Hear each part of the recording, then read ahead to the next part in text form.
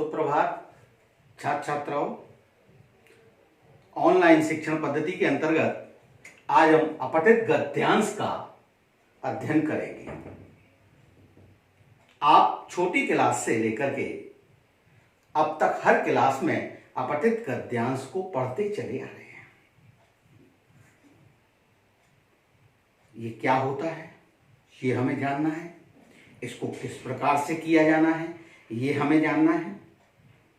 हम लोग अभी तक सिर्फ गद्यांश को पढ़ते हैं, एक आध बार पढ़ करके उसके उत्तरों को निशान लगा के कर देते हैं।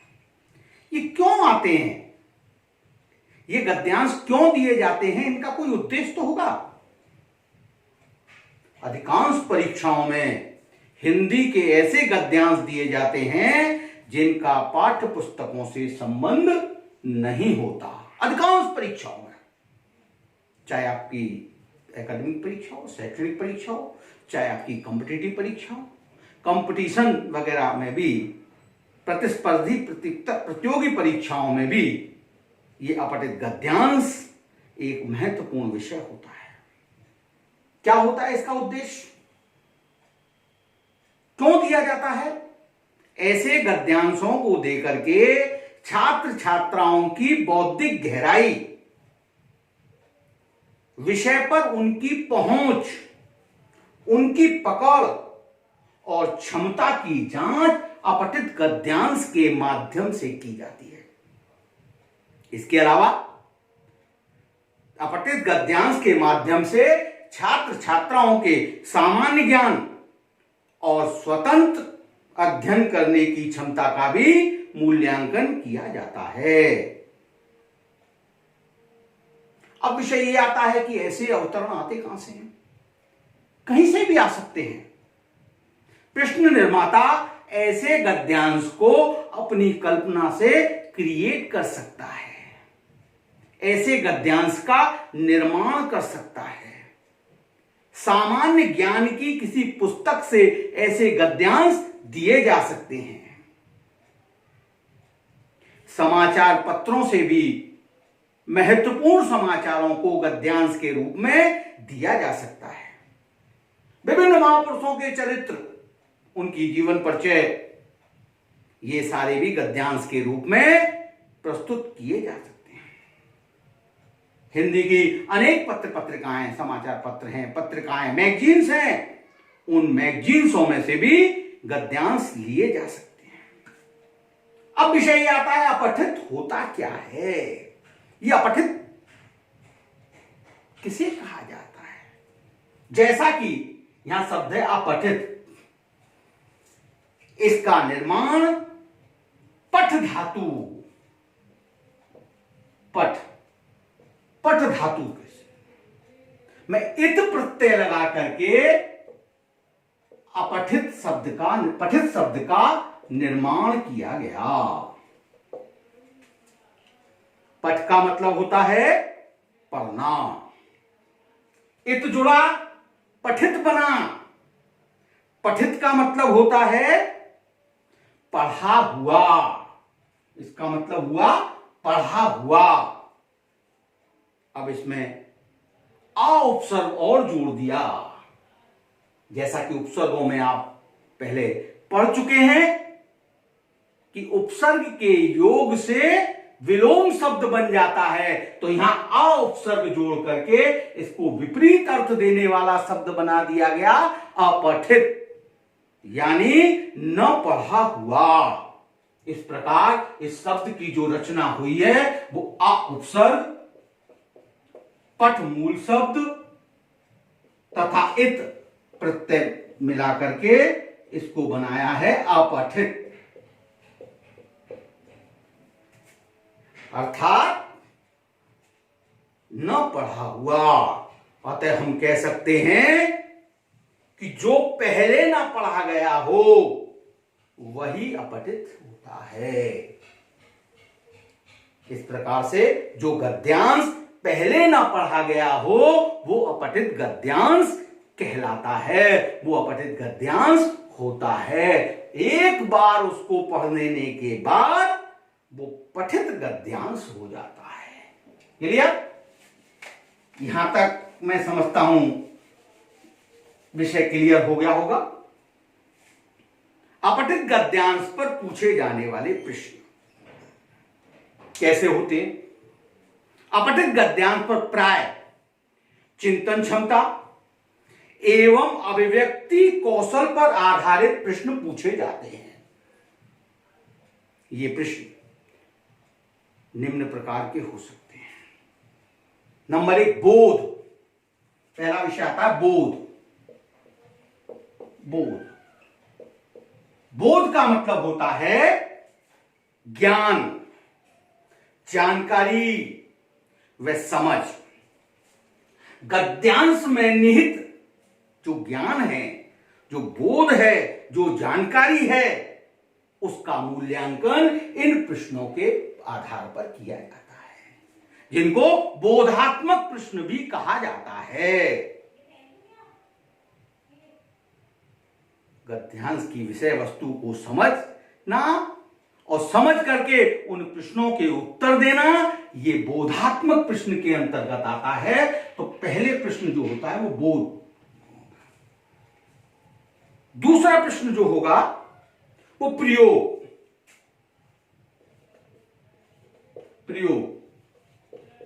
प्रयोग पर आधारित होगा। गद्यांश में निहित शब्द, गद्यांश में निहित मुहावरे, गद्यांश में निहित लोकोक्तियां, इन सब का वाक्यों में प्रयोग करा करके आपका मूल्यांकन किया जा सकता है। वाक्य में प्रयोग जब हम करेंगे तो उसका जो प्रयोग होगा वो वाक्य के अर्थ के आधार पर उन शब्दों का प्रयोग किया जाएगा। विलोम शब्द के आधार पर भी वाक्य का प्रयोग कराया जा सकता है।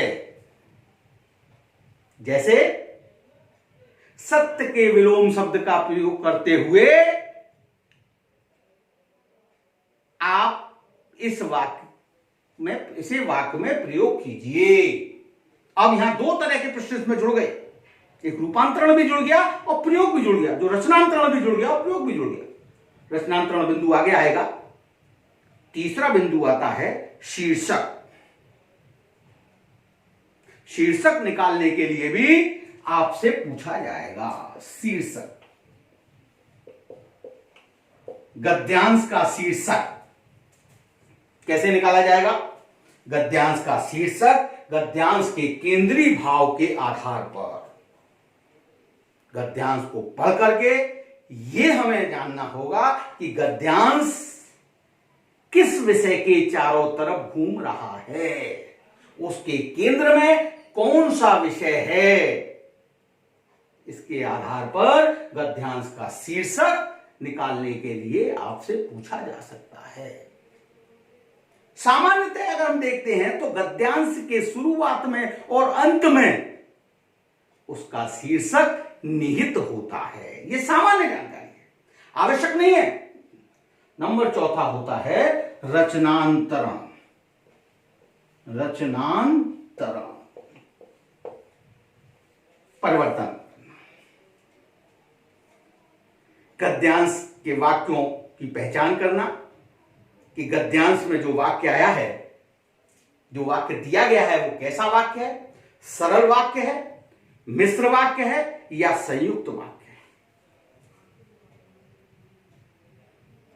यहां पर वाक्य रूपांतरण भी कराया जा सकता है, वाक्य रचनांतरण भी कराया जा सकता है। सरल वाक्य से मिश्र वाक्य बनाने के लिए भी कहा जा सकता है और मिश्र वाक्य से सरल वाक्य बनाने के लिए भी कहा जा सकता है। सरल वाक्य से संयुक्त वाक्य बनाने के लिए भी कहा जा सकता है और संयुक्त वाक्य से मिश्र वाक्य बनाने के लिए भी कहा जा सकता है।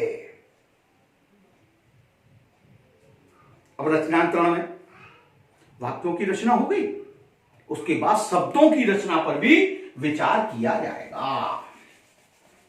सबसे पहले वाक्यों की रचना कि वाक्य कैसे हैं, सरल हैं, मिश्र हैं, संयुक्त हैं, कैसे वाक्य हैं। इसकी जानकारी होगी है? तो पहला तो वाक्य के आधार पर अब दूसरा आता है शब्द। शब्द के आधार, शब्द रचना कैसा? शब्द का निर्माण हम उपसर्ग के द्वारा करते हैं, हम प्रत्यय के द्वारा करते हैं, हम समास के द्वारा करते हैं, हम संधि के द्वारा करते हैं और हम द्विरिक्ति के द्वारा भी नए शब्दों का निर्माण करते हैं। गद्यांश में पूछा जा सकता है कि इस शब्द में उपसर्ग और मूल शब्द अलग छांटिए, इन शब्दों में से प्रत्यय छांट करके अलग से लिखिए, इसका समास विग्रह कीजिए तथा समास का नाम बताइए। इस तरह के प्रश्न भी आपसे पूछे जा सकते हैं। रचनांतरण के अंतर्गत अपठित गद्यांश में आए शब्दों के समानार्थी व विलोम शब्द भी पूछे जा सकते हैं। क्या पूछे जा सकते हैं? समानार्थी व विलोम शब्द भी पूछे। शब्दों को विशेषण अथवा संज्ञा शब्दों में परिवर्तन कराने के लिए भी कहा जा सकता है। संज्ञा से विशेषण और विशेषण से संज्ञा में परिवर्तित कराने के लिए भी कहा जा सकता है।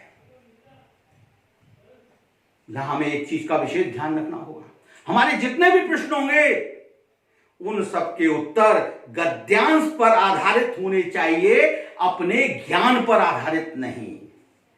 यहां हमारा ज्ञान उस गद्यांश तक सीमित है। इसका मैं एक उदाहरण आपके सामने प्रस्तुत कर रहा हूं। यहां पर एक 4 पंक्तियां एक गद्यांश की लिखी हुई हैं, उसे ध्यान से सुने, समझें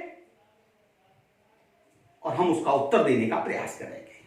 विज्ञान और अध्यात्म वास्तव में एक ही सिक्के के 2 पहलू हैं। दोनों सत्य शोधक हैं। एक भौतिक व्यक्त जगत में शोध करता है, सत्य पता लगाता है, दूसरा आत्मिक अव्यक्त जगत में। ये एक गद्यांश के पैराग्राफ की पंक्तियां हैं। इन पंक्तियों के आधार पर हम कुछ प्रश्नों के उदाहरण के स्वरूप हम उत्तर करने का प्रयास करेंगे।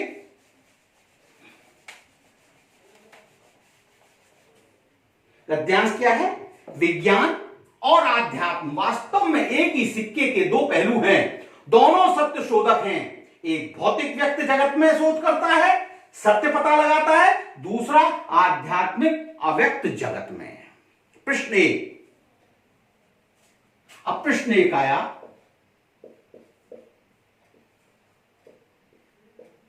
आध्यात्म। आध्यात्म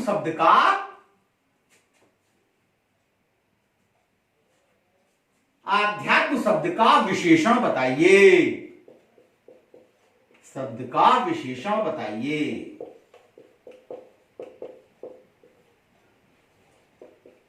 अब हमें विशेषण बताना है। याद होगा हमें, आवश्यक नहीं है कि हर शब्द का अर्थ हमको याद होता हो, हर शब्द के बारे में हमें जानकारी होती हो। गद्यांश की हम मदद लेंगे। इस गद्यांश में पढ़ेंगे, हम देखेंगे आगे जब हम पढ़ते हुए जब हम चल रहे हैं, आध्यात्म शब्द आया है, इसमें आध्यात्म शब्द यहां पर आया हुआ है। जब हम आगे पढ़ते हैं तो हमें दिखाई देता है एक शब्द भौतिक, एक आत्मिक। दोनों ही एक प्रत्यय से जुड़ करके बना हुआ है। हम भली भांति जानते हैं कि संज्ञा शब्द से विशेषण, विशेषण से भाववाचक संज्ञा बनाने के लिए किन उपसर्ग और किन प्रत्ययों का प्रयोग किया जाता है। यहां एक प्रत्यय लगा करके विशेषण शब्द बनाया गया है। भूत मूल शब्द का विशेषण एक प्रत्यय लगा करके भौतिक बनाया गया है। आत्मा शब्द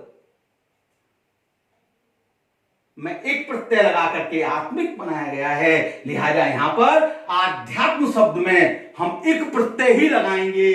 ये हमें हेल्प मिल गई यहां, गद्यांश पर आधारित हो गया। तो इसका उत्तर क्या आएगा? आध्यात्मिक। हम इसका उत्तर लिखेंगे आध्यात्मिक। आध्यात्मिक।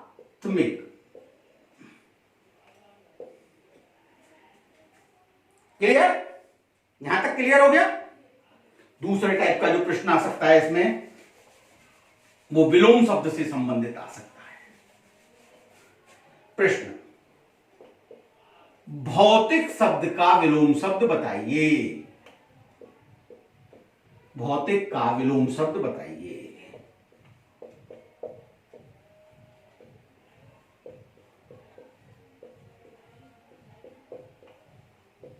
अनेक हो सकते हैं, अभौतिक भी कर सकते हैं, परंतु नहीं, यहां नहीं होगा।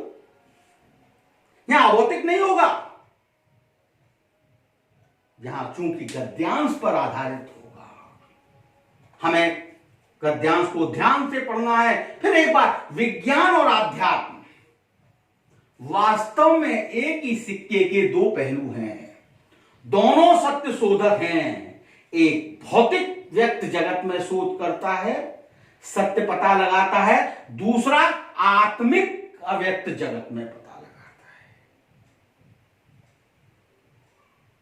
कहां पता लगाता है? एक भौतिक व्यक्त जगत में, एक आत्मिक अव्यक्त जगत में।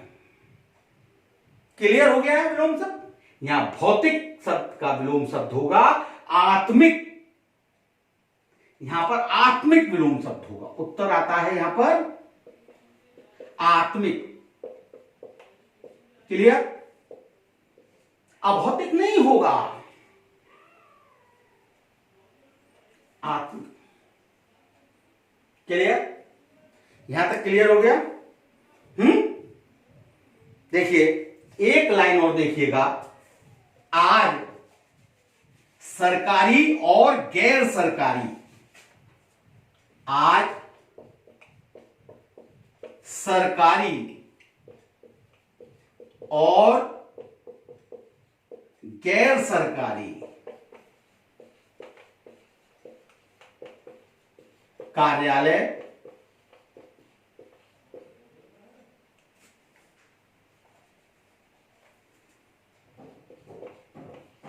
कार्यालय खुले हैं, खुले हैं। मान लो ये गद्यांश के अंतर्गत की एक पंक्ति है, पूरे गद्यांश में एक पंक्ति आई हुई है और आपसे पूछा जा रहा है कि सरकारी का विलोम शब्द लिखिए। अब आपसे कहा गया कि सरकारी शब्द का विलोम शब्द लिखिए। प्रश्न आया, सरकारी का विलोम क्या होगा? क्या होगा? हमारे ज्ञान में है प्राइवेट, हम जानते हैं निजी। दो तरह के वो होते हैं, एक सरकारी कार्यालय, एक निजी कार्यालय। एक सरकारी कार्यालय, एक नहीं। ये सारे उत्तर यहां पर गलत हो जाएंगे। यहां पर उत्तर आएगा सरकारी का गैर सरकारी।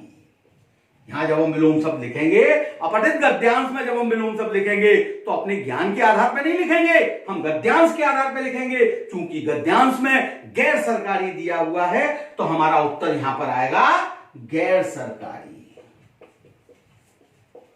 क्या होगा? गैर सरकारी। क्लियर? यहां तक क्लियर हो गया? ठीक है। अब अपठित गद्यांश को जब हम करते हैं तो कुछ चीजों का हमें ध्यान रखना पड़ता है। उसके लिए कुछ सामान्य निर्देश दिए गए हैं, उन निर्देशों का पालन हमको करना होता है।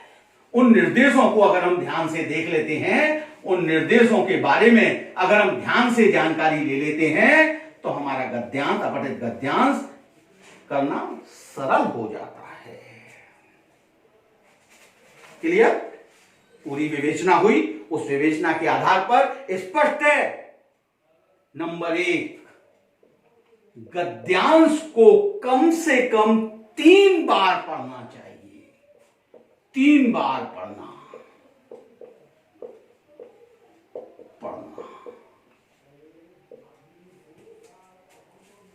क्लियर? गद्यांश को कम से कम 3 बार पढ़ना चाहिए। अगर 3 बार पढ़ने के बाद भी मूल भाव स्पष्ट न हो तो 1-2 बार अतिरिक्त रूप से उसको पढ़ लेना चाहिए। क्लियर? दूसरा, मूल भावों, जो उसमें मूल भावों तथा विचारों को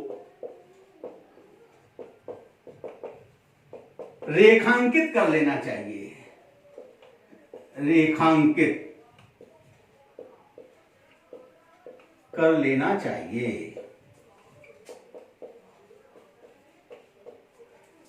जो उसमें मूल विचार हैं, जो उनके मूल भाव हैं, मूल शब्द हैं, उन शब्दों को रेखांकित कर लेना चाहिए, अंडरलाइन कर लेना चाहिए। इस प्रकार रेखांकित। तीसरा, प्रत्येक प्रश्न के उत्तर गद्यांश में ढूंढने का प्रयास करना चाहिए, अन्य जगह से नहीं, पूर्व ज्ञान से नहीं, बाहर से नहीं, जब गद्यांश के अंदर से। उत्तर की भाषा सरल व साफ होनी चाहिए, संक्षिप्त होनी चाहिए, बढ़ा चढ़ा करके अपनी तरफ से विषय वस्तु को विस्तार नहीं देना चाहिए। कोई प्रकार के अतिरिक्त उदाहरण भी नहीं देने चाहिए, किसी प्रकार के अतिरिक्त वक्तव्य या कोटेशन भी उसमें नहीं डालने चाहिए। जो गद्यांश में निहित है उन्हीं के चारों तरफ इन प्रश्नों के उत्तर ढूंढते हैं। अपना मत या विचार यदि देना भी है तो वो महज प्रश्नकर्ता के निर्देशानुसार ही करना चाहिए, अपनी तरफ से नहीं। अगर प्रश्नकर्ता ने कोई विचार दिया है कि इस परिस्थिति में आप क्या करते,